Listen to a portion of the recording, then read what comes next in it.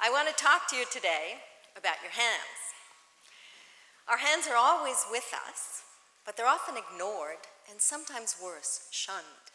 How many of you had grandmothers who told you never to use your hands while you talk? You said so because if you use your hands while you talk, people are going to think you don't know what you're talking about. Now, it turns out Benjamin Franklin seems to have agreed with your grandmother. Benjamin Franklin said, "The eye of the master will do more work than both his hands." Benjamin Franklin was a pretty smart guy. He brought us bifocals and electricity and the stove, but I'd like to suggest on this point, Benjamin Franklin was wrong. Now, I'd like to talk about our hands not as things used to build things, but rather as things used to represent information. I want to talk about gesture, the way we use our hands when we talk. So what's a gesture? A gesture is a hand movement that does not have a direct effect on the world. Rather, it affects the world indirectly by representing information. Now, I'm certain that all of you think the kinds of gestures I'm going to be talking about are things like thumbs up, or okay, or all those rude gestures that I'm not allowed to produce while being videotaped in Mandel Hall, but I'm not. That's not the kind of gesture I want to talk about. Those gestures you can produce right or you can produce wrong. So for example, if I do this with my middle finger, that's not the okay gesture. It really isn't. The kinds of gestures I want to talk about are spontaneous gestures, unwitting gestures. You can't be wrong with these gestures. Now, people often think those kinds of gestures are mere hand waving, but I want to suggest, in fact, those gestures reflect what's on our minds.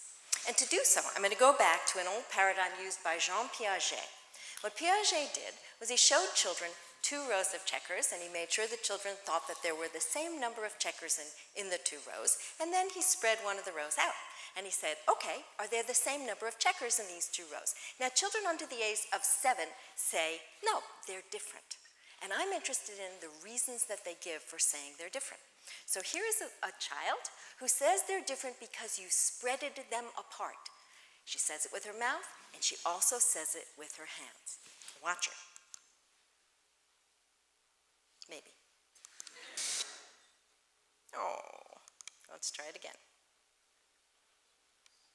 Do these 2 rows of checkers have the same or a different number of checkers in them? Different. Which row has more checkers in it? This one. Why does it have more checkers in it? Because you spread them apart. Okay, so she's convinced they're different, and she says so with her hands in her mouth. Her hands are clearly conveying substantive information. So now let's compare this child to the other one. This one also thinks they're different. She's pretty sure they're different, and she says they're different because you moved them. Same kind of explanation. But watch her hands. What she does is something like this. That's pretty smart. She's sort of saying there's the same number of checkers. She's aligning the checkers in this row with the checkers in this row. Do these 2 rows of checkers have the same or a different number of checkers in them? A different number. Which row has more checkers in it? This one. Why does it have more checkers in it? Because you move them. So this child has produced what we've been calling a mismatch. She's saying something different with her hands, something substantive, but something different with her hands than she says with her mouth. When we saw kids like this, we thought maybe they know a little bit more than matching children, children who only produce matching gestures. And so what we did to find out is we gave them all instruction in conservation, and when we looked to see who would succeed on the task. Now what you see here is the proportion of children who got better after instruction. The blue bar are the mismatching children who are mismatching before instruction. The white bar are the children who are matchers before instruction. And what you can see is that the mismatchers were much more ready to learn than the matchers. So what this suggests is that our gestures really can convey substantive information, and it can even tell us who's ready to learn. But what I want to do, really today, is to convince you that our hands not only reflect what we know, but it can change what we know, change your minds. And it can change it in 2 different ways. The gestures that we see can change our minds, and the gestures that we do can change our minds. So let's look first at the gestures that we see. In order to look at the gestures that we see, we start to look at a math problem. So here's a pretty simple little math problem. Turns out most 4th graders in America get this problem wrong. They can't solve it. And when they can't solve it, they do make one of 2 errors. Either They add up all of the numbers in the problem, and they add up the 7, the 8, and the 5, and they put 25 in the blank. Or they add up the numbers on the left side of the equation, and they put 7, 8, and 5, and they get 20, and they put that in the blank. But as we all know, I think, or I hope we all know, 15 is the right answer. Okay, so what we did to try to figure out what gestures to teach kids and what words to teach kids is look at some teachers to see how they taught children this problem. So here is a teacher teaching a child an equalizer strategy. She basically says make both sides equal. So we can add 7 plus 8 plus 5, which equals 20. And then we want to make the other side of the equal sign the same amount. And so 15 plus 5 also equals 20. And so 15 will be the answer. Okay, that's a good strategy for teaching. Add, subtract. This is another one. Add up all the numbers on the left side and subtract the number on the right side. That's a good one too. Here she goes. So we can add 7 plus 8 plus 5, which equals 20. We then subtract the other 5 from 20, and so 15 will be the answer. Okay, so those are two very good strategies. Some teachers use them on the same problem. And when they do, of course, not surprisingly, they have to do it sequentially. You can't say two things at once. But notice if you did one of those strategies in gesture, you could produce the two simultaneously. So here's the same teacher, and what she's doing is producing an equalizer strategy in speech, but she produces an add-subtract strategy in gesture. She points at the 7, the 8, and the 5, and then she does a takeaway gesture next to the other 5. So we can add 7 plus 8 plus 5, which equals 20. And then we want to make the other side of the equal sign the same amount. So 15 plus 5 equals 20. So 15 will be the answer. Okay. So we wanted to see what happens when we give these kids words like that or gestures like that. So first we gave them the equalizer strategy, one strategy in speech. They all started at 0, so they got a little bit better. This is the number of correct after instruction. Then we gave them 2 strategies in speech to see what would happen. We thought that would be great. Turns out it's a terrible idea. Children do much worse with 2 strategies in speech than with 1 strategy in speech. But here's the interesting data. So now I'm going to give them 2 strategies, 1 in gesture and 1 in speech. And look what happens. The kids are terrific. They're much better. They learn much better if you have the same information, but in gesture and in speech. Okay, so I've been arguing here that gesture is really good for learning, as I just showed you. But what I really want to argue is that gesture is a powerful tool. It can be used for good, as I just showed you, or it can be used for evil. And now I'm going to show you an example of a way in which we used it for evil. And I'm going to go to the world of eyewitness testimony. Okay, so we all know we can mislead people by asking targeted questions. So if I say, what color was the hat he was wearing? All of a sudden, you're more likely to tell me that he was wearing a hat than if I didn't say that. What you're supposed to do, you're supposed to ask an open-ended question. You're supposed to say, what else was he wearing? Okay, so what Sarah brought us, who's pictured in that videotape, and I did, was we sent a musician into children's classrooms, and then we interviewed the children over a series of weeks to find out what they'd witnessed. So here is one child being interviewed. All you need to know in listening to this is that the musician was not wearing a hat. Okay, here we go. Okay, what else was he wearing? A music hat. A music hat? Was he wearing anything else that you can remember? Yes. Yeah. A queen hat. A green hat? No, queen hat. A queen hat. And a cowboy hat, too.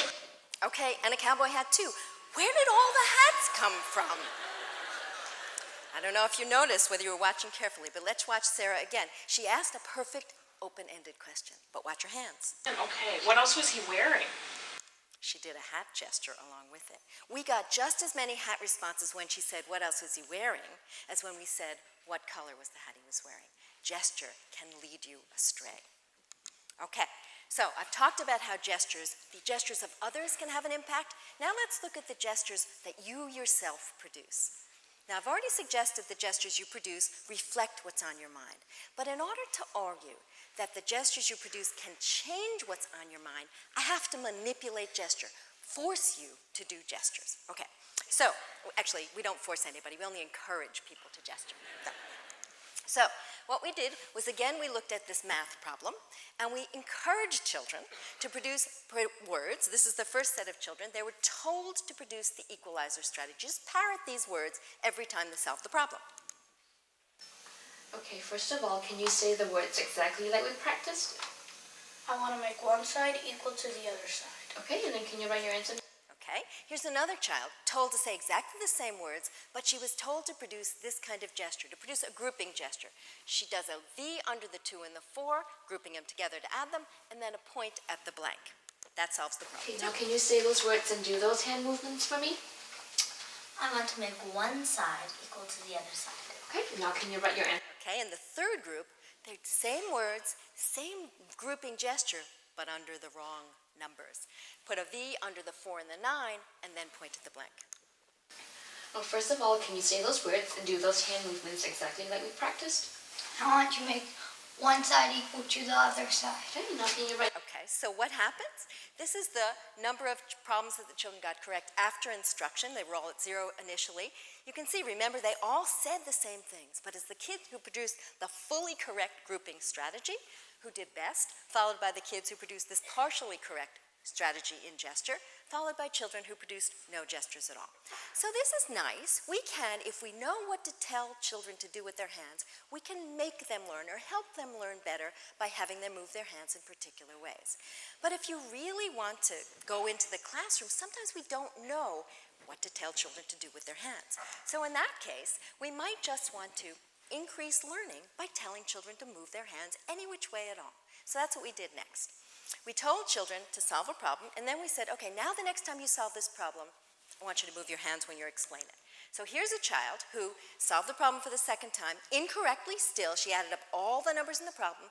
She said she added up all the numbers in the problem, but watch her hands. With her hands, she's doing an add-subtract gesture. She points to the 2, the 4, and the 5, and then she does a takeaway gesture on the other 5. Okay, can you tell me how you got 16 here as your answer?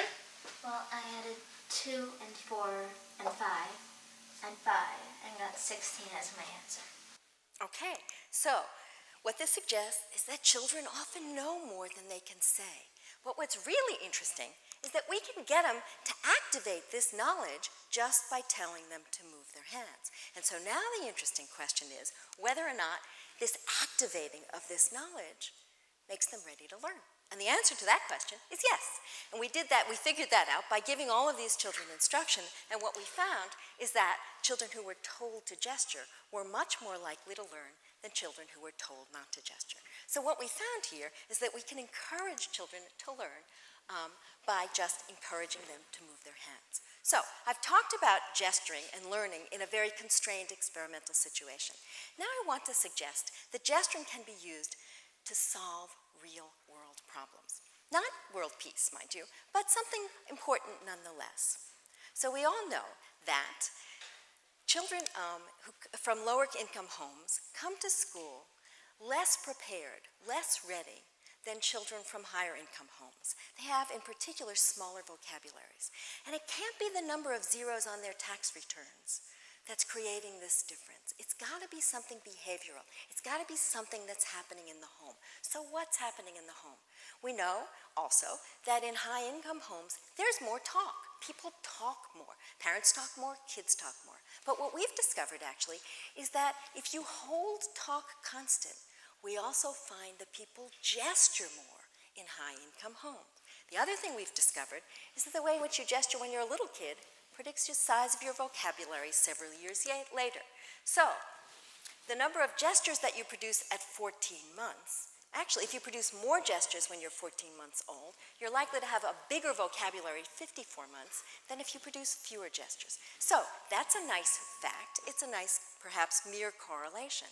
The question is whether or not gesture isn't just mirroring, just giving us an image of what's to come, but maybe gesture is actually playing a role in what's to come. So to find out, once again, we have to encourage children to gesture. So this is the way we did that. And look at the truck. Can you do this? That's a truck. Yay! Good job. Okay, she's enthusiastic. We showered them with enthusiasm. But basically, we told them to put their finger on a picture. So what happens? When you tell them to put their finger on a picture, they do it. They're good kids. They complied. So children who were told to put their fingers on a picture gestured more with the experimenter than children who are not told to put their fingers on a picture. No big surprise. But this was an 8-week study, and over the 8 weeks, we looked at how often the children gestured when they were with their parents. And what we found is that the children who were encouraged to gesture with the experimenter also started gesturing with their parents. They had really become gesturers. They'd started to use gestures with their parents. And now here's the payoff. At the end of this 8-week study, we also found that those children who had become gesturers produced more words when they're interacting with their parents than children who were not told to gesture. So, we've done this study now with middle-class homes and upper-class homes. Now what we're trying to do is to do it in lower-class homes, where we think the payoff might be actually bigger because the rate of gesturing is lower. We might think that we can really encourage children and parents to gesture more, which might then have an impact on their vocabulary several years later, which might make them better prepared for school. Okay, so what I hope I've done is convinced you that Benjamin Franklin was wrong on this one. That gesture is a really important part of our communication. It tells us not only what's on someone's mind, but it can also play a role in changing that mind. And I want to suggest, in fact, that face-to-face communication shouldn't be diminished, that face-to-face communication is important and perhaps shouldn't go out of fashion. And in fact, what I would like to do is to suggest that Carl Jung really had it right when he said, "Often the hands will solve a mystery that the intellect has struggled with in vain." Or, if you prefer Andy Rooney, "Don't rule out working with your hands, it does not preclude using your head." So what I'd like to do now is just thank you for listening, and more importantly, thank you for watching my hands.